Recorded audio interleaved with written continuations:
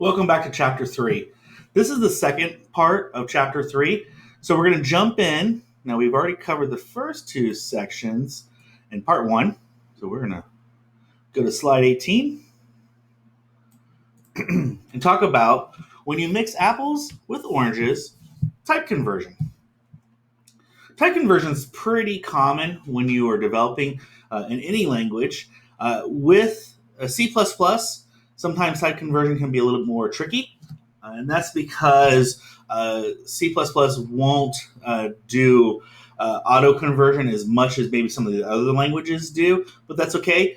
Not a big deal. In fact, I consider that to allow you to have more control over your code. But when you talk about type conversion, you want to know that operations are performed between operands of the same type. If they're not, then C++ will convert one to be the type of the other. This can impact the results of your calculation. And when this happens, typically we look at a hierarchy of types from the highest to lowest, ranked by largest number that they can hold. And here's that list. So type coercion. Type coercion is an automatic conversion of an operand to another data type. If something goes up, there's a promotion. If something is converted to a lower type, then it's demotion. So coercion rules. Chars, shorts, unsigned shorts automatically are promoted to int. And that's because these are much smaller, and promoting them to int typically means less loss of data. You're not going to have the data loss that you typically would find, and ints don't usually take up a lot more memory, so that's why that's an automatic rule. When operating on values of different data types, the lower one is promoted to the type of the higher one. So when you're using the equal sign operator, the type of expression on the right will be converted to the type of variable on the left. So that's pretty important to remember if you need to manipulate certain data, what is on the left and what's on the right of the conversion. All right, so let's talk a little bit about overflow and underflow. And so when you're dealing with C++, let me tell you, a lot of other languages handle overflow and underflow pretty well for you. You'll typically get some kind of error. The best kind of error we hope for is when you're compiling your code, you want to get an error then. That means nobody else is going to get your error. It's not a bug. It's not something that other people have to contend with. But sometimes those don't happen, and sometimes you get system errors. Sometimes you will get issues. And again, actually, this is the bottom bullet point. So different systems may display a warning or error message. Stop the program, but sometimes, and oftentimes, especially with C++, continue execution using the incorrect value. So this is really important. And in fact, this is where programs start to go awry. Do some research. It's a fun research. Video games that have overflow and underflow issues. You're going to usually find things like Pac-Man and the old, I think it was Donkey Kong, had overflow and underflow errors that you could get to. It was great. But overflows occur when your value just becomes too large, and that particular type can no longer go any larger.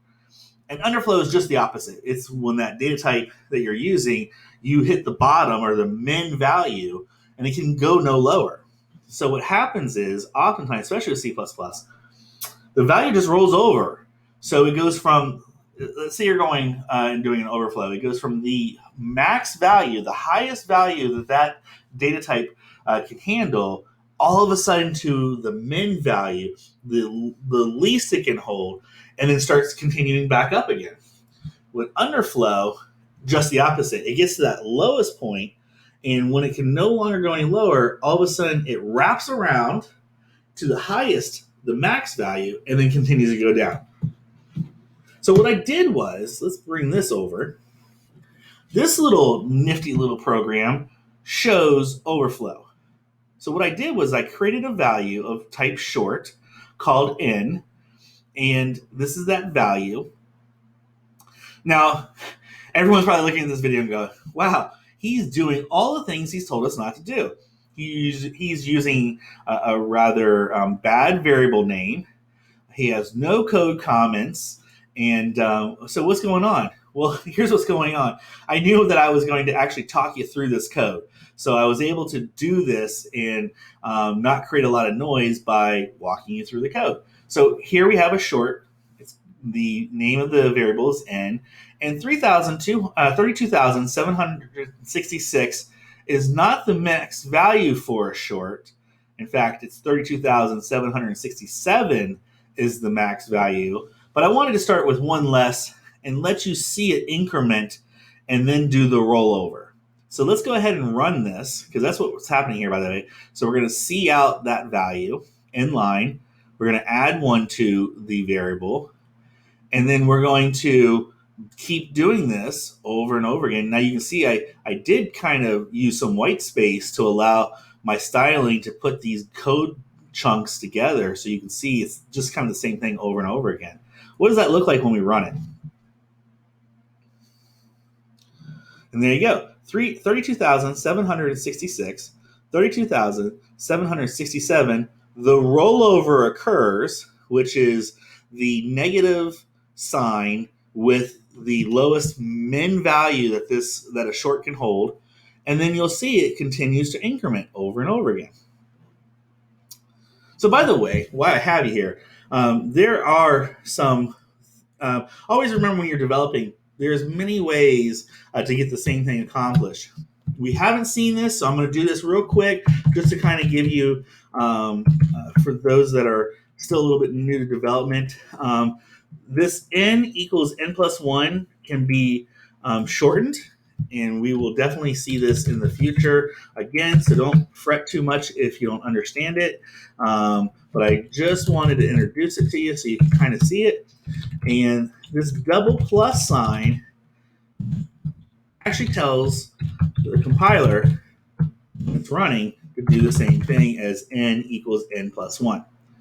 So there we go. Let's go ahead and run this again. Wow. And by the way, we can make our code even smarter. We can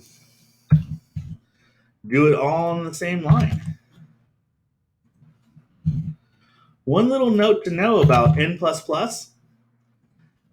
plus, the increment of the value, happens after the line of code has been executed. And the reason why that's important is, in this example, remember,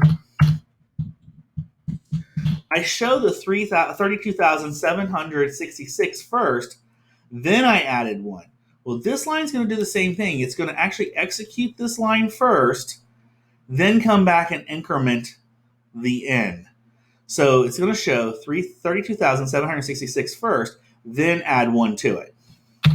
So let's go ahead and run this. There you go. Well, that's great. What about the opposite? Because this is overflow. Well, here you go. This is the underflow. This is us starting down there at the 32,767 negative, and we are going to display it. Then we're going to decrement it, but n equals n minus 1. We're going to continue to do that and get that rollover. So let's go ahead and run that.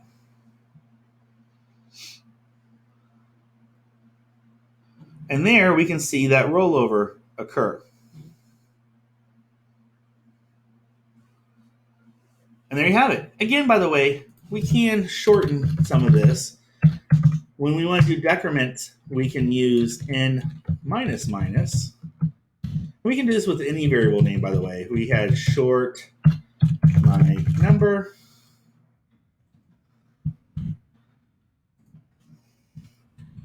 You could say my number minus minus.